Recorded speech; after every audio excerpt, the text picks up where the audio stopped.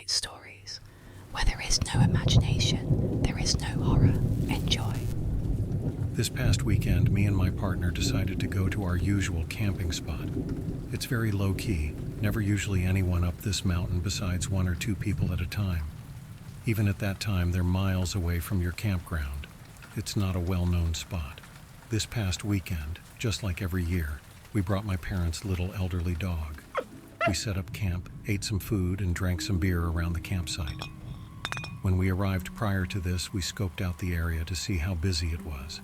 There was absolutely nobody in sight. The entire mountain campgrounds were entirely empty. We're used to have one hunter or fisher in the area at least. We've never not seen at least one person the entire trip. So we sat around the fire, completely relaxed with my little dog nearby. When we decide to get into bed, my usually very complacent, placid pup refuses to settle inside the tent. It's pretty hot this time of year, so we had the tent unzipped with just the mesh covering the opening to let some breeze in. But my pup was looking through the mesh and sniffing, zoning in on something entirely. We decide to get up and check out the camp for whatever he's looking at. We don't see anything, so we decide to sit by the fire to fire us out. When my sleepy pup unsettles suddenly with his hackles straight up on end, growling a deep growl into one direction of the woods, we decided to grab the hunting knife and axe and listen. He's snarling and barking vigorously, which took us by surprise because he's been completely comfortable every other year. After a few hours of him acting on high alert, we decide to flip the truck lights on to illuminate our camp.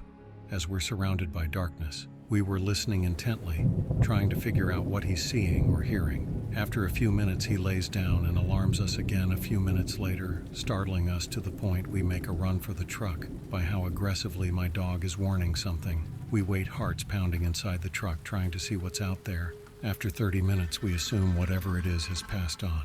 After we reposition ourselves in front of the fire again, my dog's hackles are up, and we hear the loudest tree branch snap a mere 10 feet away from us in the pitch-black wilderness. Again, we hop in the truck with the dog and decide we better leave, as earlier that night we were hearing wolves hunting for a few hours, and their howls echoing through the woods. Our main concern was it being a cougar, as they're commonly seen in this area, and there had been a lot of attacks on unsuspecting victims. Our main thought was something was stalking us for a long time without moving on. We told my partner's parents that we decided it's better to be safe than sorry, and we were mocked extensively, but we were armed with very minimal weapons. Not anything that would handle a mountain lion or a pack of wolves. We were called chicken shits the entire weekend and mocked over it. I also felt protective over my dog as he's very small. Story number 2. I don't know how to start this off, but it pretty much starts back when my dad died back in 2021. We used to own this property down in a small little town in West Virginia. I go down there for many reasons: deer hunting, fishing, and riding. I went down there to visit my dad's ashes because that's where he wanted to be cremated and set by the fire. I went to talk to his ashes and instantly I felt something off. I felt like I was being watched, and I've never felt this fear before because I'm a very strong person that could lift very heavy weights. Therefore, I just never got scared of many things because I knew I had the strength advantage. Nothing too bad happened until later this night around 8 p.m. to get tucked in bed and leave around 1 p.m. the next day. I wake up to a tapping noise on the window on the somewhat screened door. From what it seemed, it looked like my dad's vase of ashes with his picture on it, and someone was playing some unfunny puppet play joke on me. To think they were funny, I opened the door after looking through the foggy window to see absolutely nothing. Later that night, I went to bed after checking around. Keep in mind that I'm all by myself around 12 a.m. I see that stupid same puppet play like show though the blurry window. But this time when I went up to the window, my dad's vase of ashes had a voice saying, "It's me, son, your dad," only to see the vase sink to where I can't see it through the window because it got too low to see it, only to see a big black head with white eyes and a smile showing all its teeth. It had very bad teeth, about 2 feet wide and 2 feet tall head. I knew this thing was tall and was after me.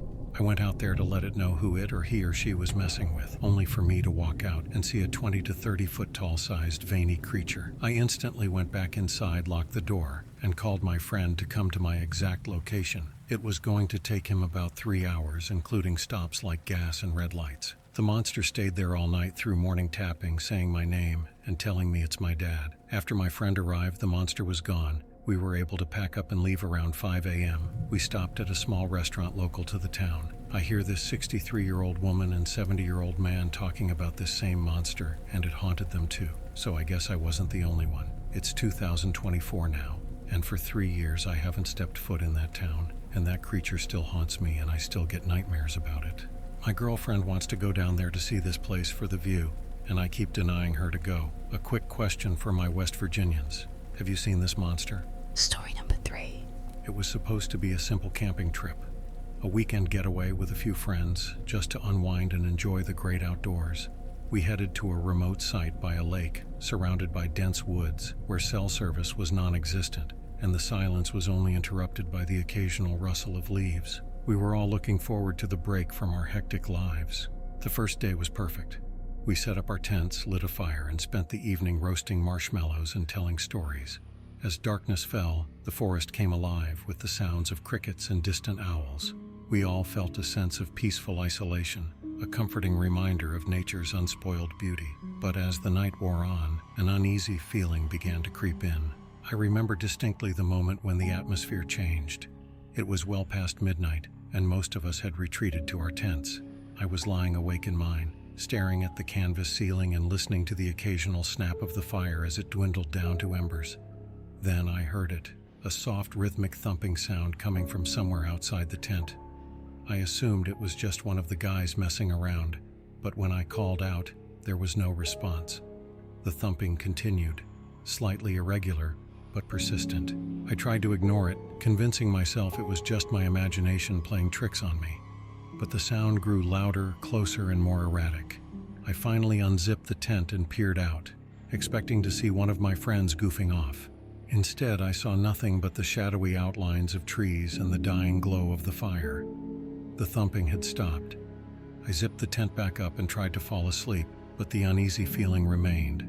Just as I was beginning to drift off, I heard a loud crash from the direction of the lake. It was followed by a high-pitched, eerie scream. I bolted upright, heart pounding. I scrambled out of the tent and saw my friends gathered around the fire, their faces pale and eyes wide with alarm. "What was that?" I asked, my voice trembling. "I don't know," said Dave, one of the guys. But it sounded like it came from the lake. We decided to investigate, grabbing flashlights and huddling together as we walked toward the lake. The water was still, reflecting the moonlight like a dark mirror. We searched the area, but there was no sign of anything out of the ordinary. The crash and scream seemed to have vanished with the night. We returned to the campsite, trying to laugh it off, but none of us could shake the feeling of dread. We spent the rest of the night huddled around the fire, nerves on edge, until the first light of dawn. The next morning, we found something disturbing. A set of muddy footprints led from the lake's edge to our campsite. The tracks were irregular and seemed to stop just short of where we had been sleeping. None of us had ventured near the lake, so the footprints were a mystery. We discussed the possibility that someone else might be camping nearby, but the area around us was too remote for that to be likely. We decided to pack up and leave early. As we were breaking camp, I found a small, twisted piece of metal partially buried in the dirt near my tent. It looked like part of an old, rusted chain. I showed it to the others, but no one could explain its presence. We left the campsite with an overwhelming sense of relief, but the unease didn't fade. The thumping sound, the scream, and the footprints haunted us. We joked about it for a while, trying to laugh off the fear, but deep down, we all knew something had been terribly wrong. I haven't been camping since. Every time I think back to that night, a shiver runs down my spine. I can't help but wonder what, or who, might have been lurking in the woods, waiting for us to let our guard down. And though I've tried to forget, the memory of those footsteps and that eerie scream remains etched in my mind, a chilling reminder of the unknown lurking just beyond the edge of the firelight. Story number 4. The plan was simple. A remote camping trip in Alaska's wilderness, far from civilization. My friends and I were craving an adventure, and when we stumbled upon a secluded spot in the Kenai Peninsula, it seemed perfect. No cell service, no neighbors for miles, just us, the vast landscape, and the raw beauty of nature. We arrived in early October, when the leaves were turning brilliant shades of gold and crimson. The temperature was dropping, but we were prepared. We set up our tents near a pristine lake, surrounded by towering pines and rugged terrain. The stillness of the place was breathtaking, with only the occasional call of a raven breaking the silence. The first day went off without a hitch. We spent the afternoon fishing and setting up camp. By evening, we had a fire roaring, casting a warm glow that contrasted with the encroaching darkness. The night sky was a spectacle of stars, far from the light pollution of city life. As we sat around the fire, laughing and sharing stories, everything felt perfect. But as night fell, a peculiar feeling started to creep over me. It was as if we were being watched. I tried to brush it off as nerves, but the sense of unease lingered. My friends seemed unaffected, engrossed in their own conversations and the warmth of the fire. Around midnight, as the temperature dropped further, we decided to call it a night. We all retreated to our tents, zipping them up tight to keep the cold out. I was just drifting off to sleep when I heard a faint scratching sound coming from outside my tent. At first I thought it was an animal, but then the scratching grew louder, more deliberate.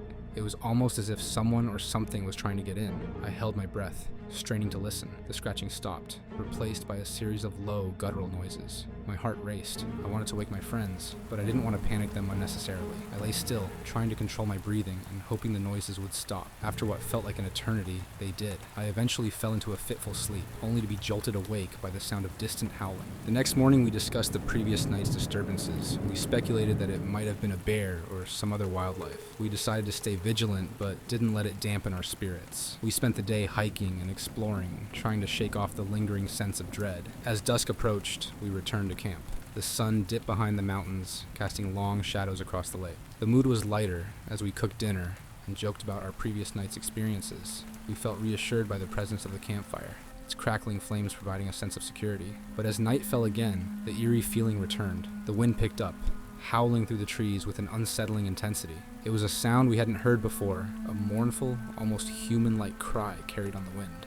My friends brushed it off as the wind playing tricks, but I couldn't shake the feeling that something was wrong. As we sat around the fire, the temperature plummeted. I noticed that the trees seemed to close in around us, their shadows stretching menacingly toward the campsite. My unease grew as the howling grew louder, almost deafening. The sound seemed to be coming from all directions, echoing through the woods. Then, it happened. The fire's light flickered wildly, and the temperature dropped even further. The howling grew more frantic, more desperate. We could hear what sounded like heavy footsteps crunching through the underbrush, coming closer and closer to our camp. Panic set in as the shadows around us seemed to move, swirling and shifting in the firelight. I grabbed a flashlight and shone it toward the source of the noise, but there was nothing, just darkness and the ever-growing sound of footsteps. My friends and I huddled together, trying to keep calm, but fear was evident in our eyes. We decided to pack up and leave immediately, abandoning the warmth and safety of the fire for the cold, unwelcoming darkness of the forest. As we loaded up our gear, the howling stopped abruptly. The silence that followed was even more unsettling. We hurried into our vehicles, hearts pounding, and drove away from the campsite as fast as we could. The shadows of the trees seemed to chase us, and the distant howling echoed in our minds. We didn't stop until we reached the nearest town, where we spent the rest of the night in a small, run-down motel. The experience left us shaken, and the haunting howls of the Alaskan wilderness lingered in our memories. We never spoke of it much afterward, but the fear and uncertainty of that night remain with me, a chilling reminder of the unknown dangers that lurk in the depths of nature's darkest corners.